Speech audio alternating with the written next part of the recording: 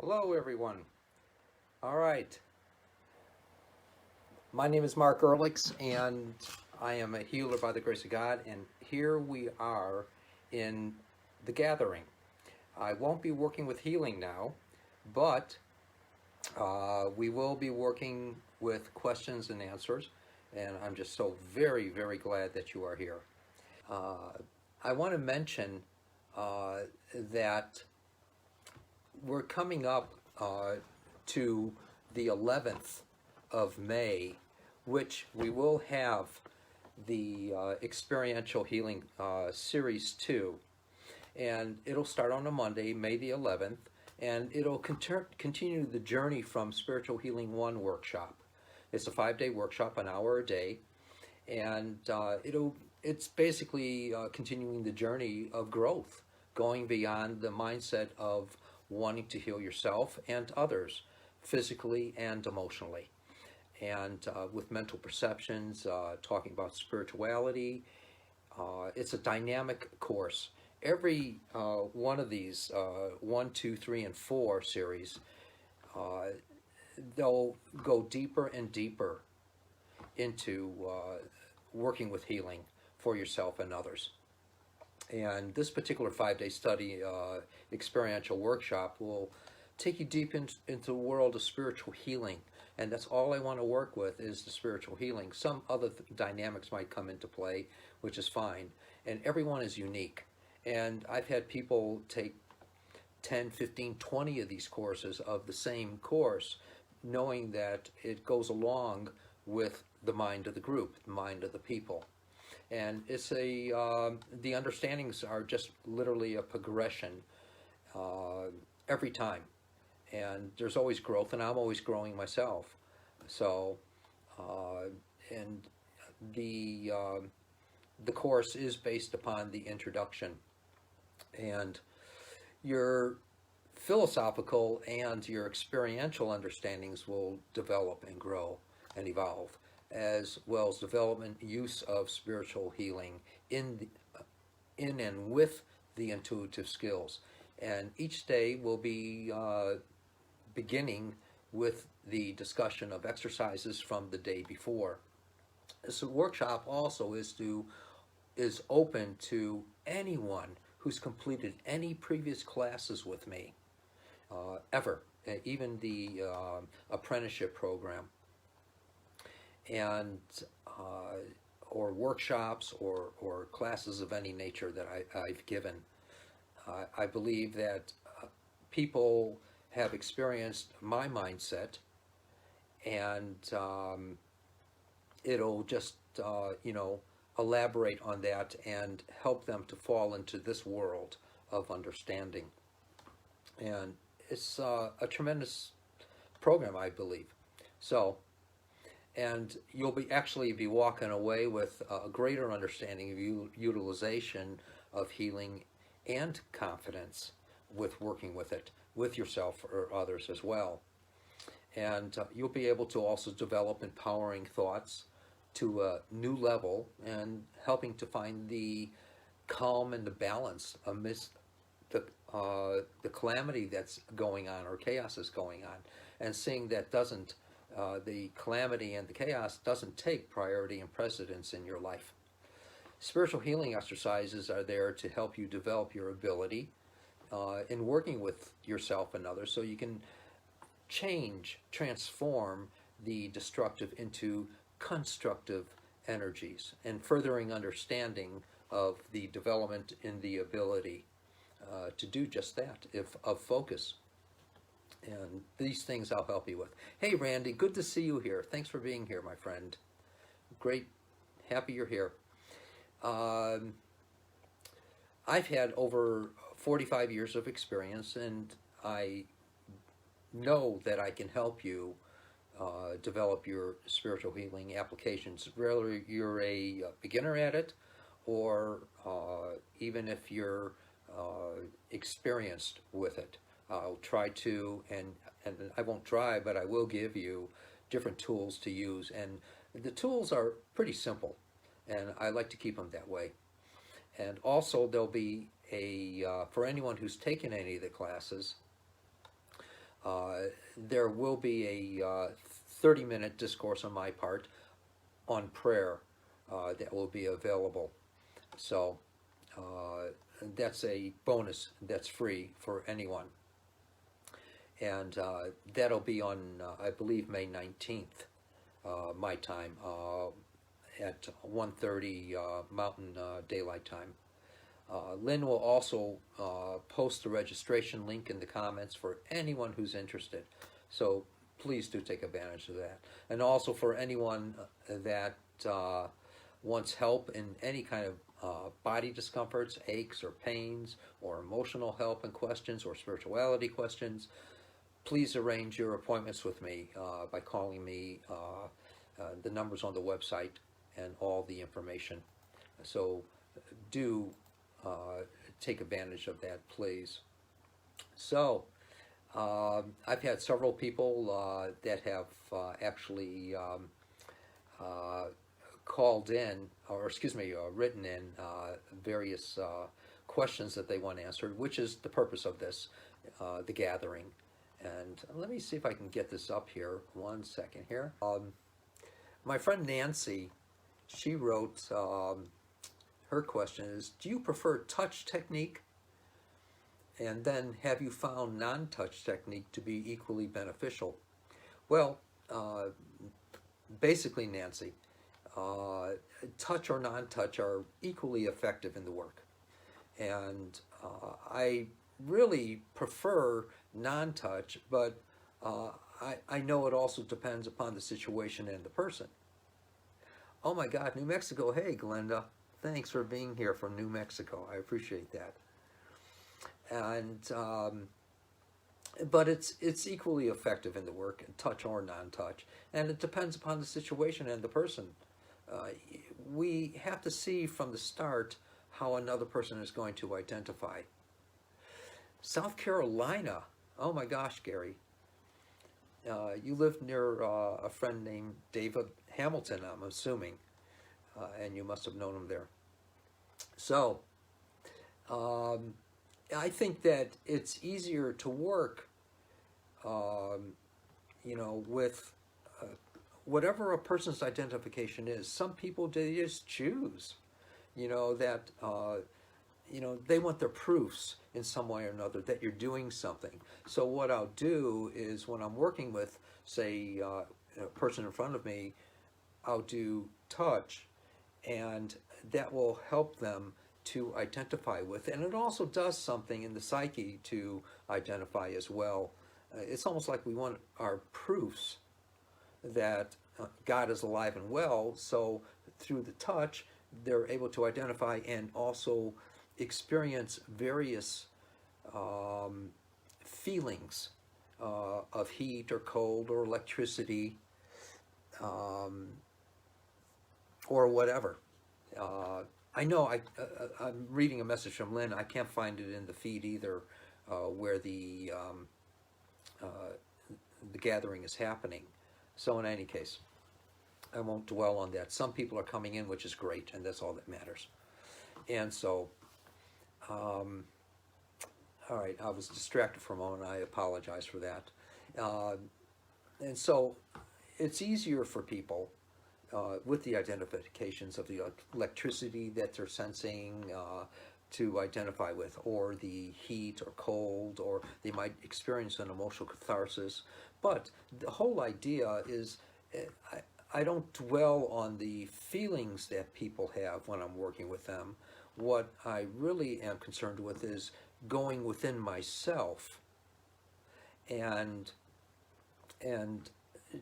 just going as deep as I can for the situation. Say if it's an injury in the arm, I'll have my hands on it, and which is identification for the person, and then I just say a prayer within myself, and in that prayer I'm watching. The prayer is like a communion of my spiritual body and their spiritual body, my spiritual body reminding them of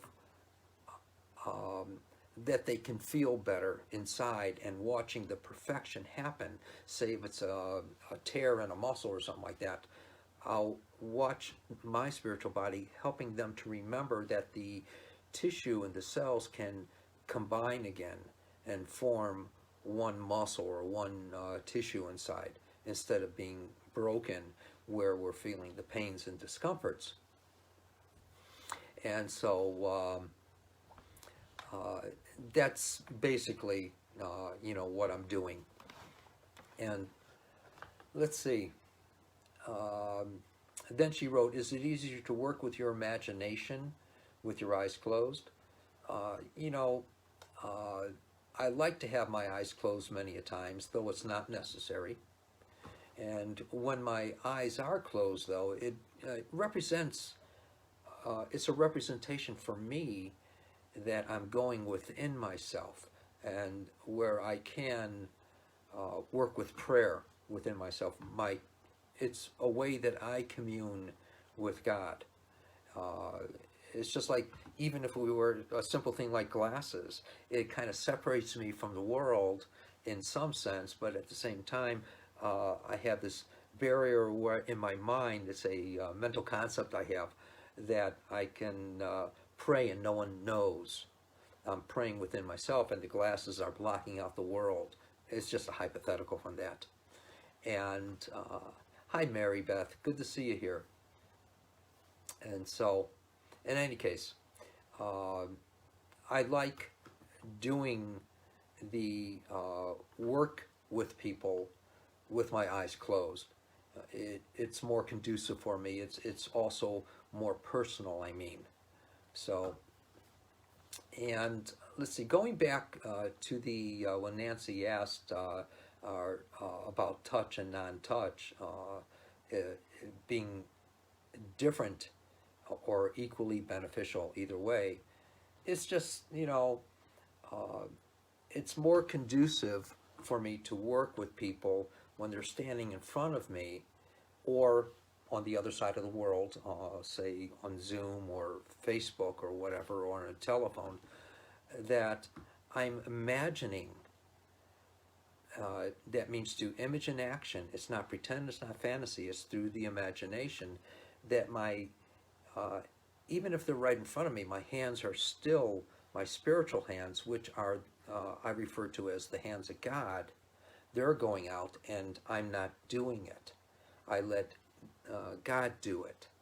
That's my preference. Otherwise, we're um, in in control. We think, which is most common when uh, people want to show themselves, and the healing for other people will either and usually last just for a short time if they work at all, or for a little bit longer than a short time, and they won't have many experiences of that. But the idea is to allow the godliness, the divinity, to do that and let it take over. And so I purposely set it up for myself over the many, many years that the hands of God are doing it and I have nothing to do with it. This way I don't have to take responsibility.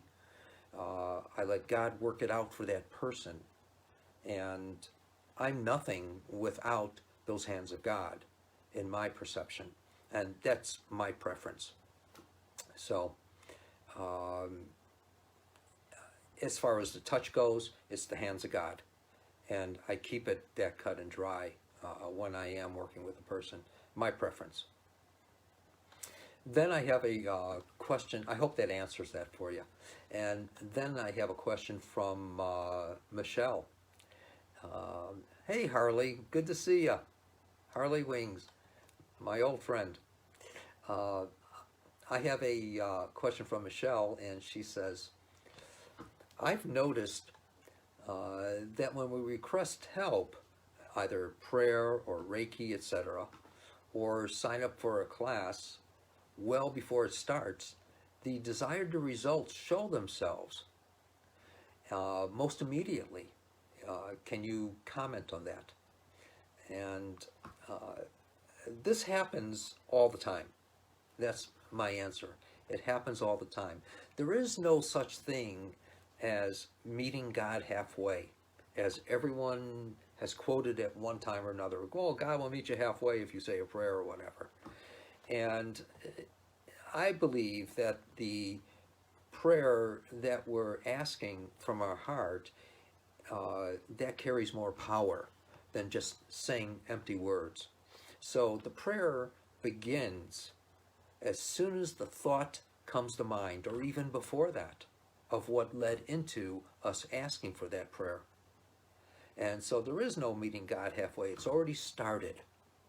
And there's an analogy that I always like to quote, and it's basically, you have a prayer within your heart, and we say, oh God, I want this to happen, please, or this is happening, can you help me, or can you help this other person? And it's really coming from your heart. Well, the more and deeper it comes from your heart, then while you're saying that, the prayer, somehow goes somewhere in this universe, all around us. And I call the universe the mind of God. And it's going out there somewhere, but somewhere in the universe, that prayer is being captured. And it's captured by what I refer to, or an analogy of an enzyme. And so that enzyme encapsulates it, and it forms it, it kneads it, it shapes it, reshapes it, puts it under pressures, does this, changes that, and then it shoots it back somewhere on our orb to the right continent, to the right city, to the right environment, to the right people, and to us. And then somehow or another in that, there's a formation of what we're asking for, either immediately or in the process with all these people involved that it shoots it to, that makes it more conducive for everyone in a correct way, in a more perfect way. And the prayer is answered either immediately or in a short period of time, however long it gets for those people, for their participation. But the neat thing is, it happens, all of it happens within 1/10 the speed of light. So it's pretty quick. Hey Stephen, good to see you, my dear friend. And if there's anything, again, if there's anything missed on this, you can do the replay that'll be available to you. I'm hoping that it's showing up. We'll find out. And so, in any case, the prayer is from the heart, and it starts immediately. Thanks, Steve. You rock too, my dear friend. Hashtag you rock. Oftentimes, when a person knows that their appointment is coming up soon, or approaching within that day or the next day or day before that even, all of a sudden their distresses or their symptoms or aches or pains disappear for the first time in days or weeks or years. And at other times, even at the healing circles, many have walked in saying that they were they were waiting in the cars or driving up in the car, and they experienced a healing of some sort of an energy affecting their demise that they no longer had as soon as they walked through the door of the healing circle or the appointment. And I kid around with them and I say, well, it's just like going to the dentist. When you go to the dentist, nothing's wrong all of a sudden. And you can't find the ache or pain, and then it goes away. And it's the same thing, same principle. There's something that happens because we have that, not only the psychological expectation, but we also have that godliness that's already begun its journey within us because we're open to it. Hey Dana, good to see you. Thanks for being here. And Patty, thanks for being here. So these things do happen, and it's just a part of it. It's a part of that mind of God that's already working. No meeting God halfway. Doesn't exist. does not exist. Only in our limited minds and our maybe wishful thinking that that's the way it works. Even when people come in to say, if there's a healing circle, there's lots of people coming in and in and in, and then all of a sudden, a lot of them, for some reason, will feel blessed of intense energy, what they call it energy, that has helped them for some reason or another, or some way or another. And sometimes people experience the angelics ministering to them while they're at the circle. And that happens. I just don't know how, why, what, where these things are going to happen, but they're common. They're common. And my friend Nancy, she wanted to write, she wrote, "I'm interested in past life influences, illnesses as the metaphor, and soul contracts. I don't believe, in my own personal experience, and everyone has their own, but I don't believe in the so-called soul contracts, and we don't sign a contract before we come here, and we're going to experience this and this and this and this. I believe that the soul has an agenda, a very impersonal agenda, that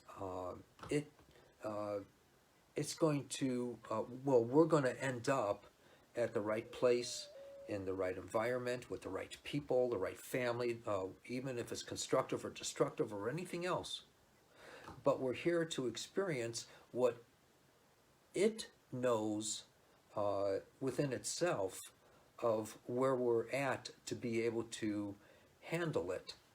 We choose to handle it or not, and we have free will, and we have all these dynamics happening with us in our life. And so, and we're constantly changing the direction of that, of the soul experience that we're here to work out. And once we work something out, then we start on something else.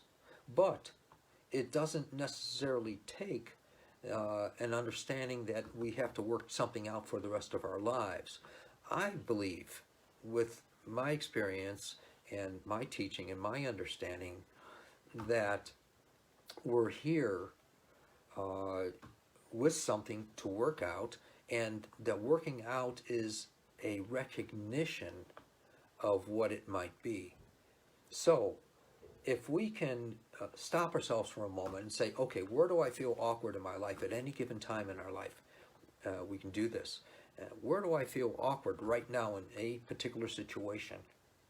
And if we stop ourselves from the reactions and the interactions and just wonder about that, we'll come up within moments' time or minutes' time or a day later, if we wonder deeply enough, we'll come up with an understanding that, okay, it's this situation that I feel awkward with. I don't like it when someone yells at me, all right, hypothetically. So how is that affecting me? What does it make me feel like? Then we can take a look at it very indifferently, very objectively, very observantly, and see where at other times we didn't like someone yelling at us. Maybe it was a pattern that started when we were a lot younger, that someone yelled at us and it felt awkward, and then it repeated itself in other scenarios. And maybe that's what the pattern is that we carried from other times and other places, so-called other lives, and from past life influences that Nancy was referring to. But we're here to experience it now. That's why we're going through it now.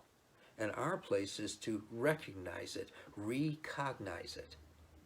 And once we do, then if we can see it honestly through objective observant, then we can break the pattern. It's broken for us because it's not going to, we'll find that it's not going to affect us anymore in our lives. Hi, Chayuki. Whatever. I don't know how to pronounce your name. I apologize. I'm hoping it's Chiyuki. And thanks for being here. So, um, again, the soul knows what we're here for and what we're here to experience, and we're in preparation of all these dynamics we're given, and we're here in preparation to experience them. It's how we handle them and the avoidances and our needing to control that kind of sabotages that process for the time. So it really doesn't matter how we want to experience dynamics from other times or other places, how we want to. That doesn't matter. It's just reliving it, I believe.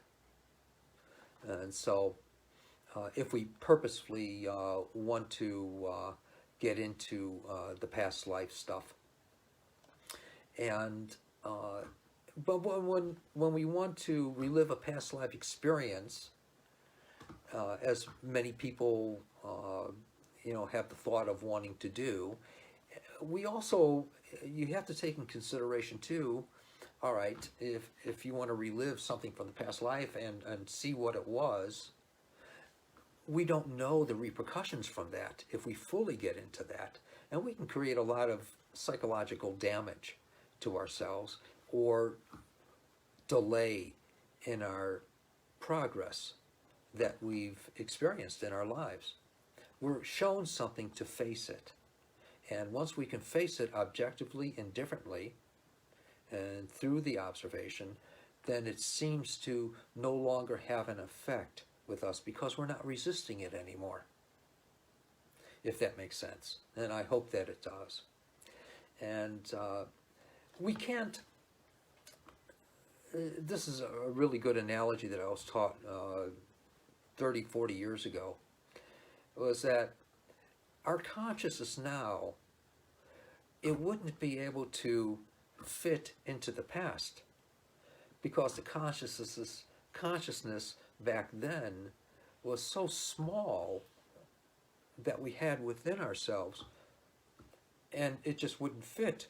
But we can fit into the future, the potential future, because that's unlimited and that's so expanse.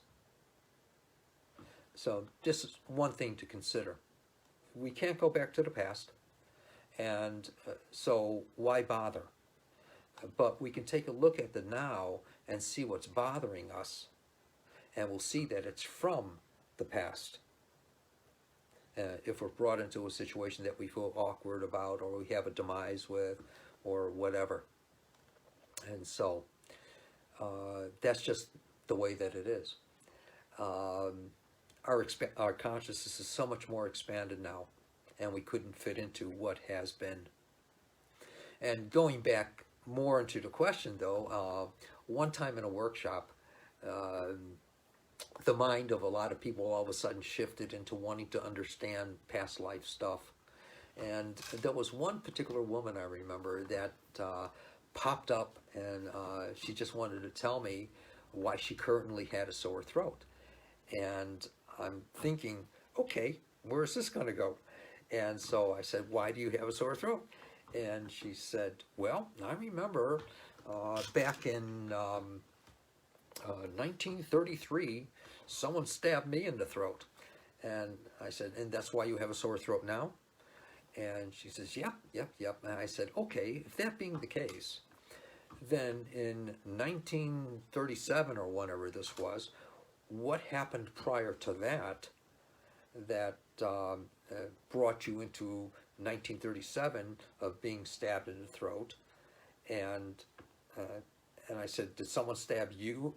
You stabbed someone else in the throat back then? Or did you yell too much? Or what was it? And then prior to that, that must have been maybe 1842.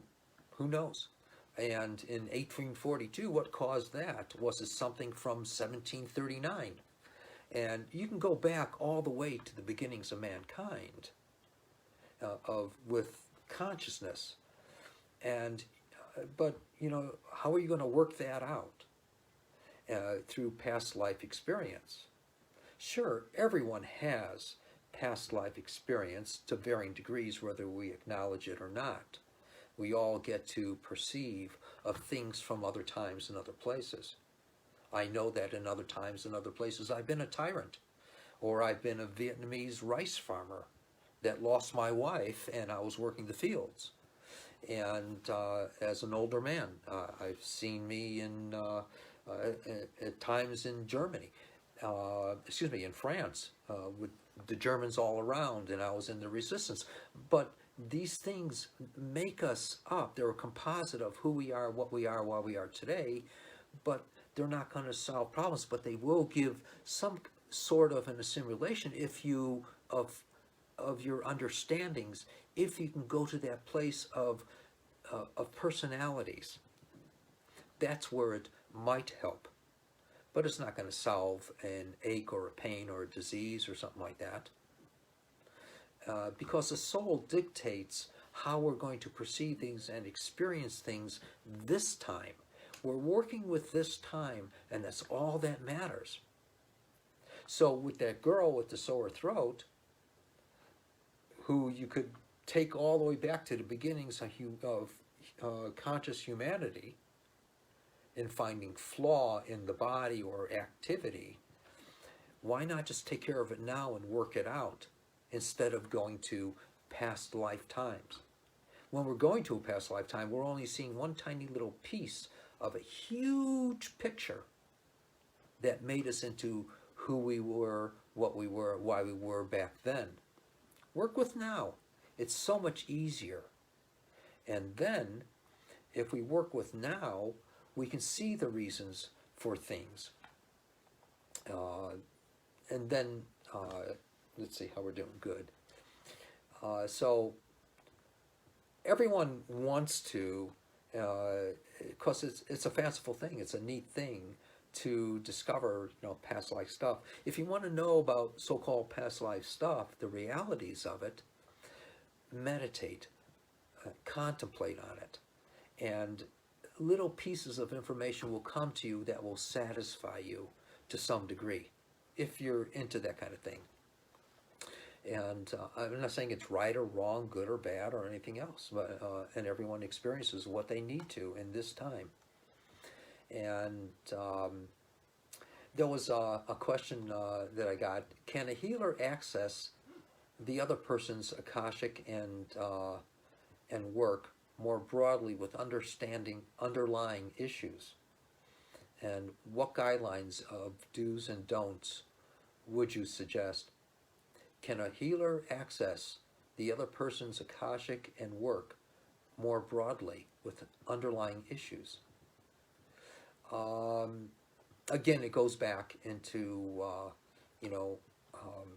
I personally, I'll perceive sometimes things, but I won't bring them up of other times and other places. I don't think that they're really necessary. But I do accept that there is something about the memory of the Akashic and what we're working with in the time. And the Akashic is my understanding, a real thing. I prefer to refer to it as the soul, because the soul is what carries the experience time after time of what we need to work with each time. And it'll be flexible with us if we change our course in life or get misdirected or whatever. It'll guide us in that direction to going back to what we need to work with. It's always guiding and directing. It's very impersonal, the soul is. And we're only seeing, again, a tiny piece of that memory. And and there's just so much more of that makes up that memory and of it. Which would literally, if we got into it, it would take lifetimes to see the more complete memory of what we're working with. I just hope this makes sense with people. And so, and that's my answer to, or part of my answer to the questions. And sure, when we learn about self-reflection, we can see the causes of who we are, what we are, and why we are today. But that's contemplating, and it's learning to contemplate. And everyone has the ability to do it. Everyone has it comes upon us. It's no different than the analogy I always give of when we're in the shower or when we're doing dishes. All of a sudden an aha moment comes to us. But it's something that we wondered about. And we have the ability to wonder about things more purposefully than having it happen haphazardly while we're in the shower doing dishes. We can learn to do it more consciously. And the idea is to wonder so deeply about something, and we have to conjure that up. We have to create that. It takes a little work at first, but if we can learn to practice in wondering about stuff. Hey, Christina, good to see you, my dear. If we practice wondering about stuff, then we find it easier to do, and it comes upon us more often. And we can wonder about anything. We can wonder about another time and another place that we might have existed, and you'll get a truer picture that will be shown to you. And we're being shown it because we're not in control of it or shaping it. It's being shown to us naturally. And it will be shown to us through our self within. It's sharing with us of something we wanted to know about when we're not in control. Because when we're in control, it's just dreaming. And when we're dreaming, dreams are almost like clouds. You can make whatever you want out of them, and we can shape them and say whatever we want and conjure stories that aren't even real. And so everyone's had experiences to varying degrees, whether we're conscious of them or not, but we can become more conscious of them. And so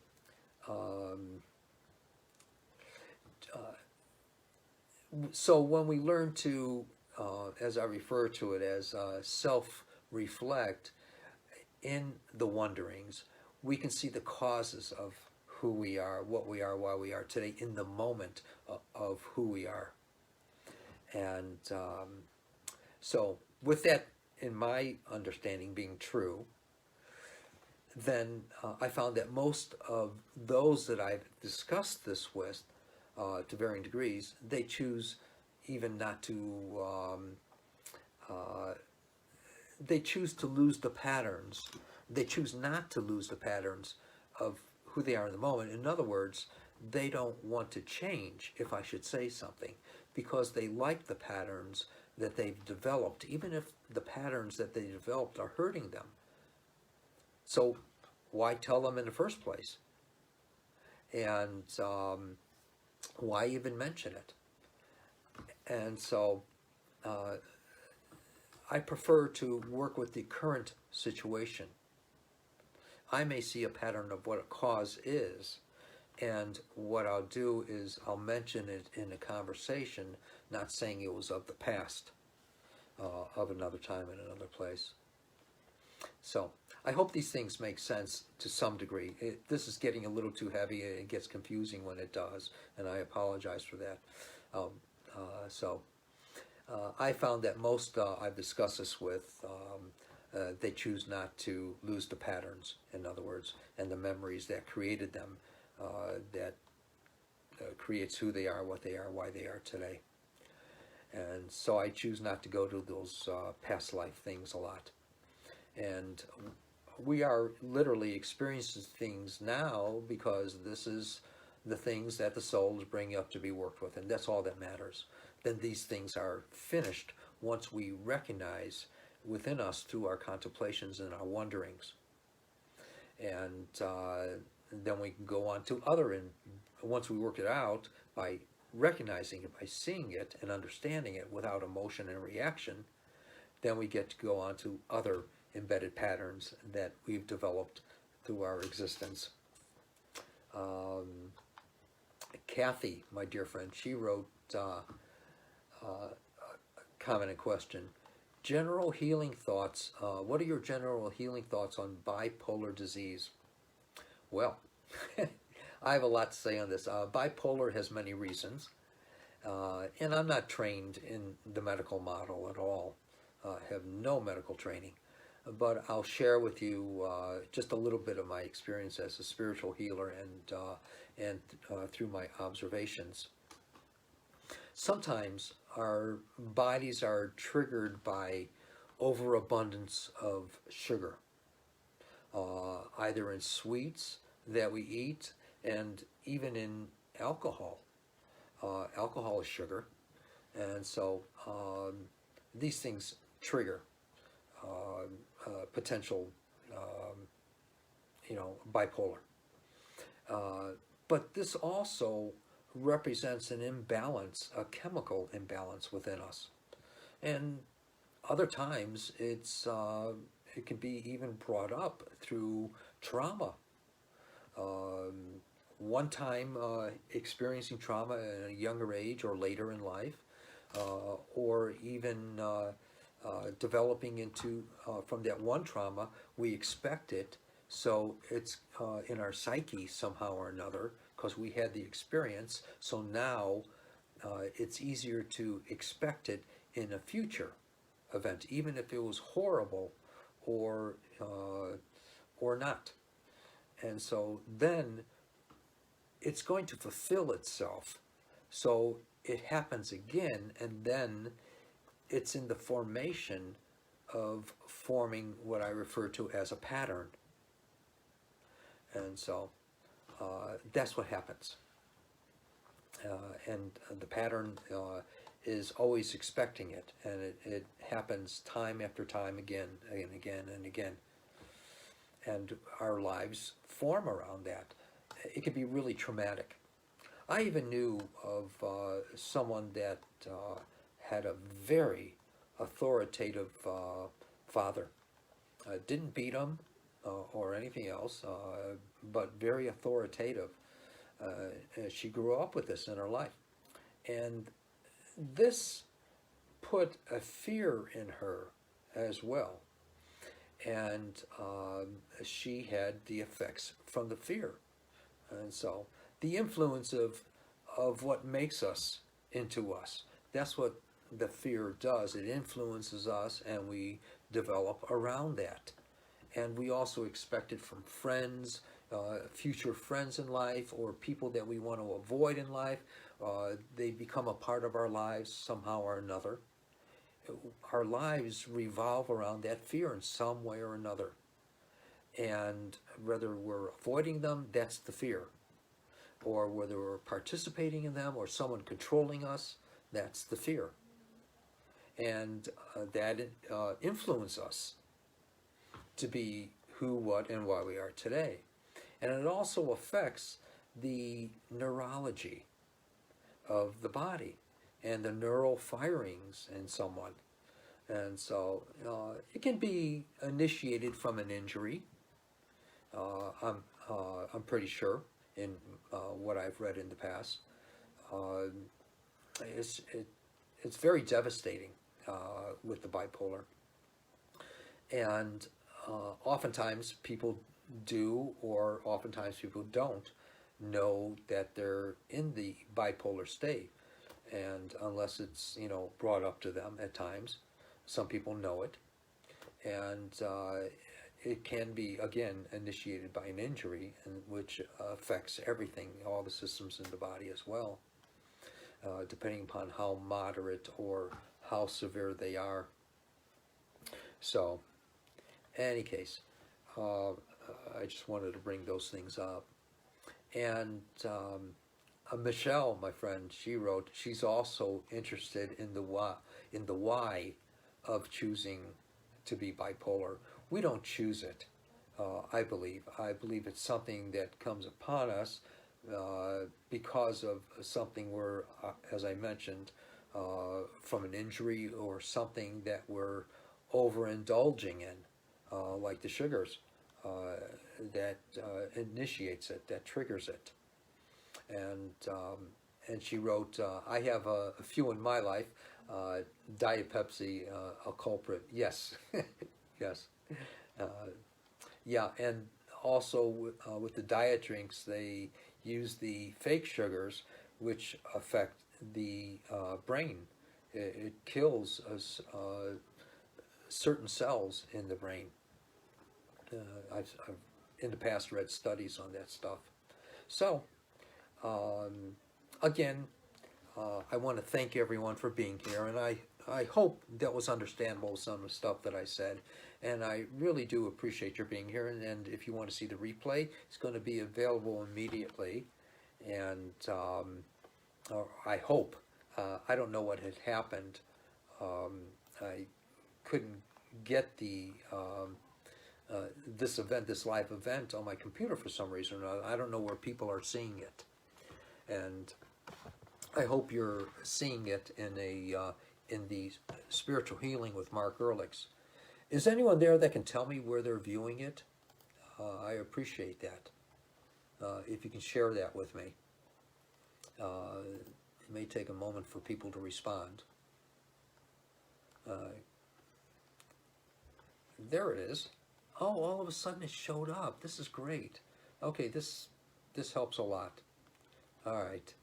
Great. It is on the news feed, Lynn. It's on the regular news feed. And Spiritual Healing. Okay. Yeah, thanks for saying you #you rock. I appreciate that. It helps the ratings as well. Google loves that. And yeah, Randy, it is on Facebook. I was wondering which page, though, you're seeing it on, whether it be Spiritual Healing with Mark Ehrlichs or just plain newsfeed from Mark Ehrlichs. I didn't know. I couldn't find it until just now it showed up for the first time. So there will be a replay on it, and it will be made available to you. And I thank everyone so much for being here. I'm totally honored that you were. And please don't forget that there will be the Series 2 for anyone who's taken any of my courses of any nature, and even this, the Introduction to Experiential Spiritual Healing. Series 2 will be available to you, and it'll be promoted on the website and also on Facebook and other places, in a newsletter, etc. It will be made available. All right. Yes, I know, Lynn. I don't understand. So please, yes, please post on the URL there again if you can, that people can see it somehow or another. It did show up. It came up, Lynn. And we do have the Experiential Series 2 starting May 11th. And please look it up. And if you want to be a part of that, the Experiential Healing Series 2, do contact Lynn or I, or just put it in and sign up for it. And it'll be 5 days, an hour a day. Well worth your time. Well worth your time. And again, it's open to anyone that has completed any previous classes. There you go. I see it for the first time. Thanks, Lynn. It's up there. All right. And we also have availability for appointments. So please, if you want an appointment with me for any physical, neurological, any kind of dilemmic situation you're having in your body, let me know. And or emotional, if you want to work with that, or the spiritual. Blessings to everyone here, and thank you so much. And we will be doing the healing circle, I believe. Hey, Maddie. We will be doing the healing circle. We're pretty sure we're going to be setting it up every other week instead of once a month. And we also have this gathering for anyone who has questions that I can try to answer. Hopefully they'll be pertaining to healing more so than the topics we had today. And I will answer them. Becky Lynn, thank you so much for being here. And please follow the replay. I appreciate it. Yes, there's the email address for appointments, etc. Thanks, Lynn. I appreciate that. Lynn is the hub. She's in Canada, but she helps me out was so much, and which I'm really grateful for. And thanks again, Lynn. I appreciate that, and I hope everyone thanks you. So, all right, my dear, and my friends, everyone enjoy. Have a blessed evening, and tomorrow as well. Looking forward to the next time. Thank you. Bye-bye.